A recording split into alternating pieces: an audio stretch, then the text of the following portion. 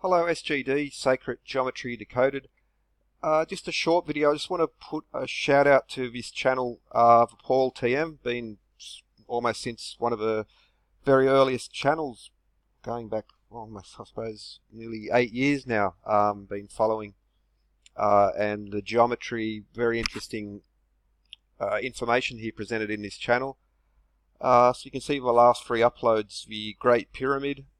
So the last 2 of the Great Pyramid, also so similar geometry connected to Stonehenge, but for years now he's been looking at DNA, platonic solids, and this very curious 3D geometry connected in there. So just I'll put the links to his channel. You can see his 3 latest uploads, especially the 2 last ones, the Great Pyramid, and again looking at these connections to not just first dimension, second dimension, but into the third dimension, and he's pointing towards a 4th dimension, which is also something that interests me, especially in regards to these very important numbers, 288, 144, and 108. I'll put a link, I suppose, in there to some couple of videos I've done in regards to this 4D as well, and that's what that's the beauty of this system. There are so many layers to this, and the way this very peculiar geometry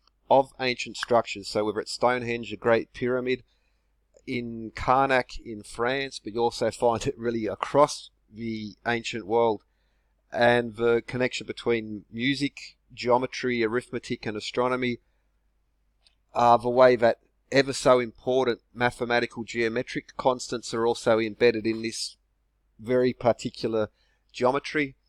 You'll often see in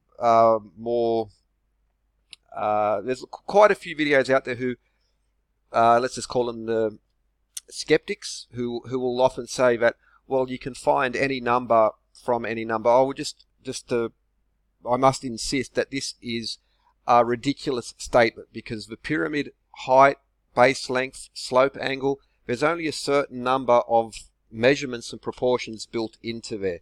The same applies with Stonehenge. Now, if I take a bunch of numbers and I just keep adding, dividing, subtracting, plus, I can achieve any number I want. But the thing about this geometry is there's only a very small set of proportions, and with very simple arithmetic, just plus or minus or divide or multiply, basically one operation from a very small set of proportions and measurements, we get mathematical constants such as pi, phi, Euler's number, Brune's constant, even the 4 classic problems of geometry being solved in there. So you cannot just take a small group of numbers and then with a simple operation arrive at any mathematical constant. This is a thoroughly ridiculous statement to be made. It's one which is often repeated by the skeptics in regards to this, but it is untrue. It is ridiculously untrue, because measure a random room in your house, and then just by adding or dividing or multiplying or subtracting, arrive at mathematical constants. I would dare. I'll give you my house if you can do it. There you go. I'll write that down in a contract if you want. Now, of course, if you want to make the statement on the opposite side, you must be prepared to bet something of equivalent. And if you can achieve those constants with a small height, base length, slope angle, or diagonal, and you can do that within 1 or 2 operations, you deserve a Nobel Prize, because you've just broken math. You've just broken all the concepts. So please, if you can, go ahead. I'm willing to bet. I'll bet my left nut it cannot be done, because it's just a fact that it cannot be done. And so, to those who would say, "Oh, you can achieve it," well, no, you can't. Just don't. If you want to say that publicly, you're going to embarrass yourself, because it's just not true. So, but anyway, back to ThePaulTM. In this geometry, which just repeated so often in various forms, the pyramids of Egypt, Stonehenge, Karnak, well, just again, other sites, you'll find it in ancient Indian temples, Buddhist temples, you will find this going on. And up to this date, rock star architects I.M. Pei, Norman Foster, Daniel Libeskind are embedding in this. And there's actually a Wikipedia page in regards to the mathematical proportions of architecture. Now, it's accepted in the modern time, but It can be measured, it can be tested, it's observable, tangible, testable, measurable in the ancient structures as well.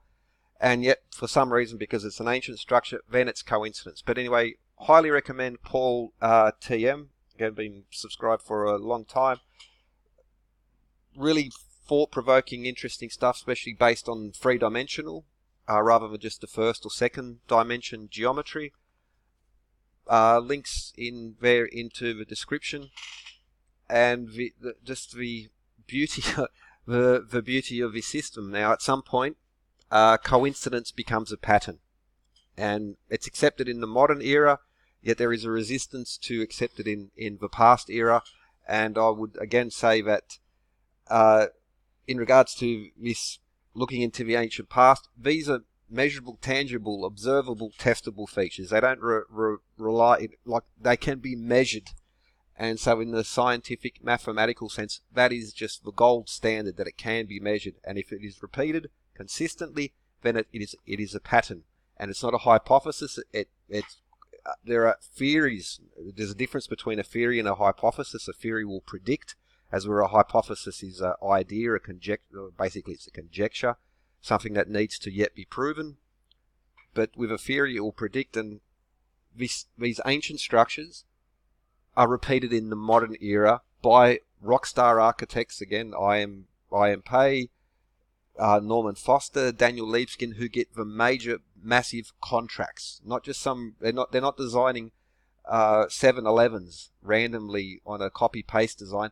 They're doing the big, major, highly architectural, highly individual, bespoke. Like, it's not copy-paste. This is accepted. This is because it's measurable, it's obvious, and of course they themselves will admit it if they're given under enough pressure. But when it comes to the ancient past, skepticism is good, and you should be skeptical. But there is a point when it stops being skepticism and it becomes outright denial. It is measurable, it is tangible, it is testable, and so. Just shared a couple of emails with Paul TM talking about this. It's something hopefully I'll be able to get into in the near future and do a little bit of collaborative work in regards to that. But yes, this measurable geometry really cannot be, that it is there cannot be disputed. Could be argued whether it's intentional or not, but given the fact that it is repeated cross time, cross cultures through the ancient world, and is still with us today in these important major public corporate buildings, especially banking and mining. They spend a lot of money, and they didn't get rich spending money, but when it comes to their buildings and their sculptures and their street plans, they including people such as Rockefeller, no expense is spared when it comes to these things. So links in the description. Just a shout out to Paul TM and three-dimensional geometry and how it relates to so many other, basically describes the essence, the foundations of our reality, of our universe, can be found in these. Whether it's accidental, whether it's intentional, without a smoking gun, that's impossible to say. But given it is repeated so often, really it is up to the skeptics to show how such a thing could be replicated so often. The burden of evidence is really, you must provide some burden of evidence to say it is coincidence. You can't just call it coincidence because you don't like it, because it upsets you. This can be measured. What is the metric for coincidence? How do you measure coincidence? If there is no standard, there is no measurement for a coincidence, then it is irrelevant. It is not worth considering. So burden of evidence more and more is going on the skeptics who would dismiss this as coincidence. But I'm sorry, we're knocking at the door, and well, you're going to have to show you're going to have to put our cards are on the table. We're calling it. We've called the bet. Now you must show your cards. What is the metric for coincidence? Anyway, cheers and have a good one.